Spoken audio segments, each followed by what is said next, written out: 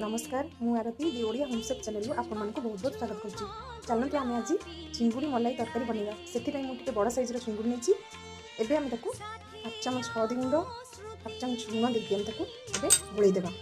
बर्तमान आम चिंगुड़ी को भाजवा 4 चामच सोरिष तेल देदेवी। आम ए सब चिंगुड़ी को पकाई ब्राउन होला पर्यटन भाजवा।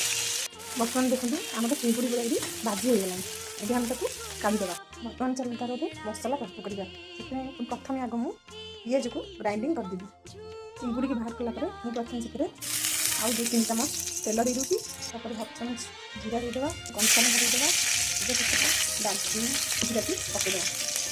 आम पिज को पकई 5 चामच जीरा 5 चामच धनिया 8 चामच पोस्त अदा रसुण और कंचा लଙ୍କା मिसाई मसला पेस्ट करवा। तर जो पेस्ट बनई ताकू आगे देदेवा और 2-3 मिनट आम ताको ये भाव में कषा। 2-3 मिनट कषला आम बर्तमान 8 चामच हलदी गुंड और कटा छोट छोट टमाटो को देदेवा। आवश्यक अनुसार लुण देकी आम 3-4 मिनट आम यही भाव में कषा।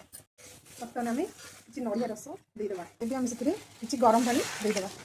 भाजी सब चिंगुड़ी को पकईदेवा और किसी समय फुटा छाड़देवा। तो गोटे चामच गरम मसला देदेवी और गैस बंद करदेवा। बर्तमान आम प्रस्तुत होगा चिंगुड़ी मलाई तरकारी।